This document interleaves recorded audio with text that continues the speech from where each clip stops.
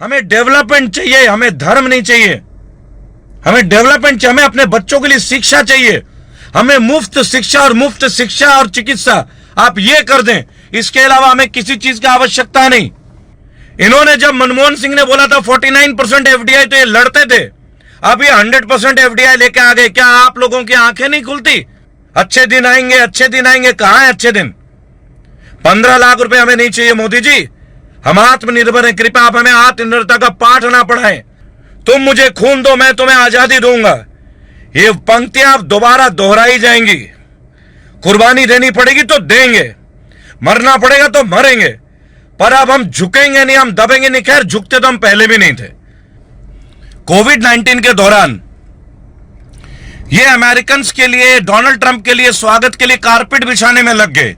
तब इनको नहीं लगा कि लोगों को मास्क बांटा जाए, तब इनको नहीं लगा कि लोगों को सैनिटाइजर बांटा जाए, तब इनको नहीं लगा कि लोगों को ट्रेन से अपने गंतव्य स्थल तक पहुंचाया जाए, तब इनको नहीं लगा कि हमारे लाखों करोड़ों भारतीय गरीब मजदूर भाई बहनों को उनके होम टाउन्स में भेजा जाए। तब इनको नहीं लगा। तब इन्हें मध्य प्रदेश में सरकार गिरानी थी, तब इन लोगों को अपनी प्लानिंग करनी थी, डोनाल्ड ट्रंप का इनविटेशन करना था, उनका मान सम्मान करना था। इनको इंडियन सिटीजन्स के लिए कोई पेन नहीं था, कोई भी पेन नहीं था। और मैं खुलेआम कहता हूं कि भाई, अंधकार से लेके अहंकार तक और लॉकडाउन से लेके नोटबंदी तक, आखिर भारतीय लोग आपको बर्दाश्त करेगी कब तक? मोदी जी, हम आपको कब तक झेलेंगे और कितने जुमले आप हमें देंगे? कोविड-19 के दौरान, इसी स्टेज के दौरान चाइना हमारे अंदर घुस जाता है, हमारी बॉर्डर में घुस जाता है, हमारे बॉर्डर लाइन में घुस जाता है, हमारे गांव में घुस जाता है, जो कि इंडियन टेरिटरी में है। लेकिन हमारी इंटेलिजेंस को पता नहीं चलती है। बताइए, इन लोगों को कांग्रेस के नेता के बारे में, ममता बनर्जी के बारे में बहुत इंफॉर्मेशन होता है, बहुत इंफॉर्मेशन, लेकिन इनको इस बारे में कोई जानकारी नहीं होती कि हमारे कंट्री में कोई फॉरेन इन्वेजन हो रहा है, हमारे 20 लोग शहीद हो जाते हैं भाइयों और बहनों, लेकिन इनके कानों में जूं तक नहीं रखती। इनका सारा इंफ्रास्ट्रक्चर केवल एक ही चीज पे है, किस तरह इंडिया के कंपनीज को बेच दें। इन्होंने सारी चीजें इसी तैयारी में करी। एयरपोर्ट बेच दिए, एयरलाइंस बेच दिए, बीएसएनएल बेच दिए, एलआईसी बेचने के कगार पे हैं, ओएनजीसी को इन्होंने सड़क पे लाके खड़ा कर दिया। लेकिन नहीं, इनका मन नहीं भरता है। जब कोरोना शुरू हुआ तो इन्होंने जमातियों के ऊपर नाम कर दिया, हिंदू मुसलमान का काम कर दिया, मुसलमान लोग फलाना ढीका, ये लोग ये करते हैं। शर्म आनी चाहिए।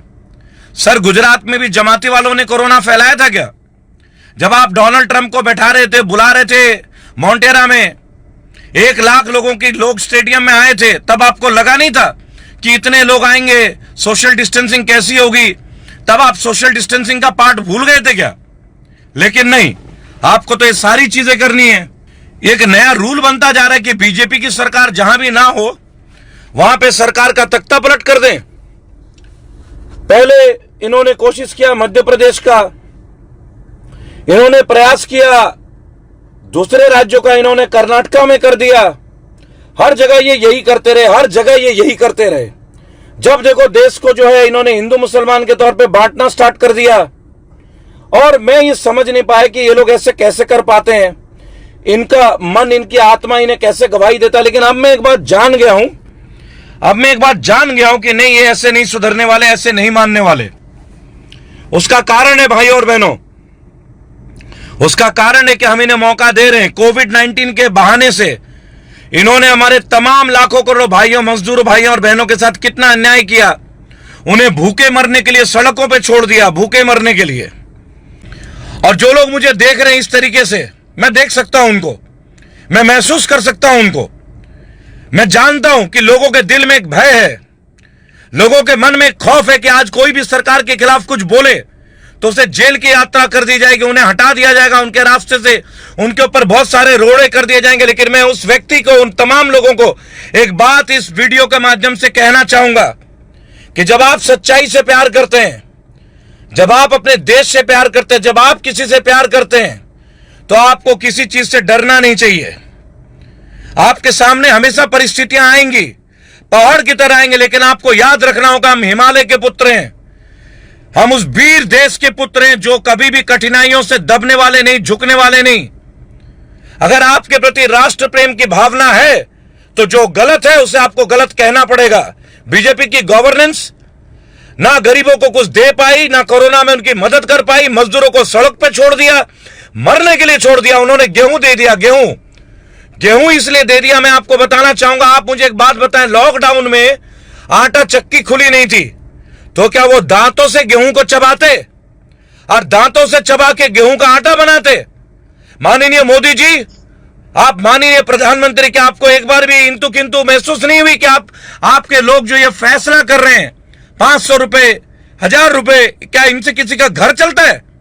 एक काम करें, आप अपने विधायक और मेंबर ऑफ पार्लियामेंट जो आपके सांसद है उनको ये रकम दे दें तो आपको पता चलेगा कि गुजारना क्या होता है, सड़क पे रात गुजारना क्या होता है। कोई हमसे पूछे, हमने गुजारी है।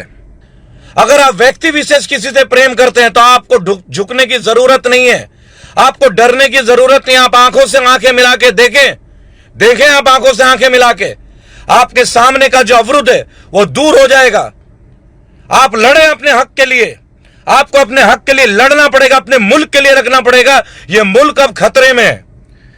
तुम मुझे खून दो, मैं तुम्हें आजादी दूंगा, ये पंक्तियां अब दोबारा दोहराई जाएंगी।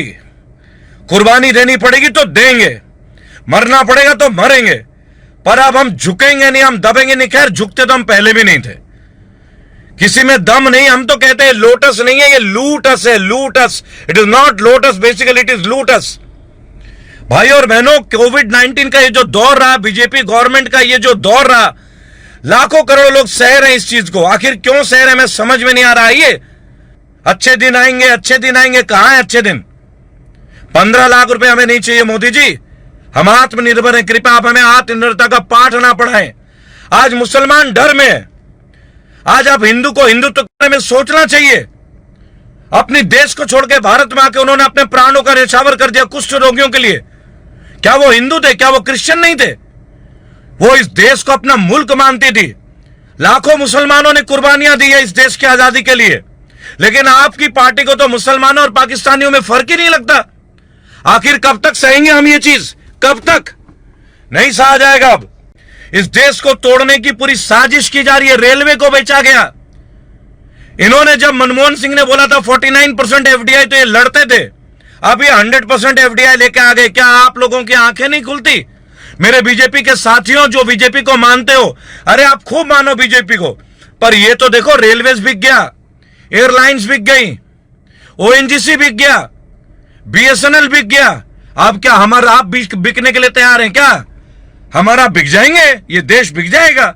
डायलॉग बड़े बड़े देते हैं, 56 इंच का सीना, अच्छे दिन आएंगे, मैं देश नहीं झुकने दूंगा, मैं देश नहीं बिकने दूंगा। सब चीज प्राइवेटाइज करते जा रहे हैं भाई और बहनों। आज अगर प्राइवेट अस्पताल हमारे से ज्यादा बिल ले लेते हैं, हम लड़ते हैं।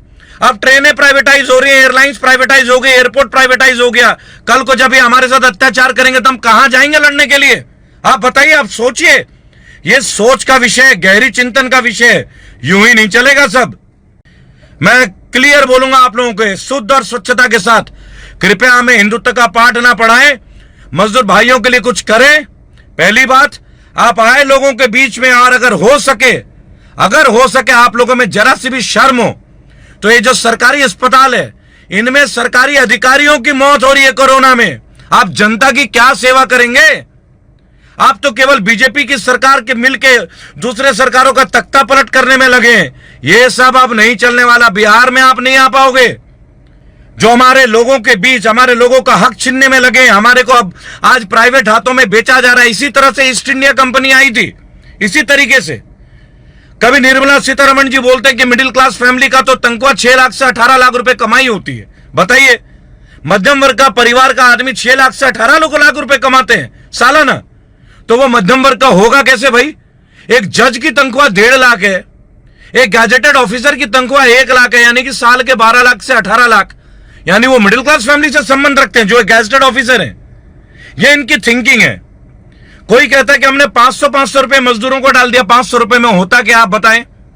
कोई कहता है हमने 20 किलो गेहूं दे दिया। अरे भाई, लॉकडाउन में चक्कियां नहीं खुली है, गेहूं को पीसेगा कौन? भाई और बहनों, बहुत ही कठिन परिस्थितियों से देश गुजर रहा है। ये वक्त है एकजुट होने का और बीजेपी के चंगुल से इस देश को बचाएं।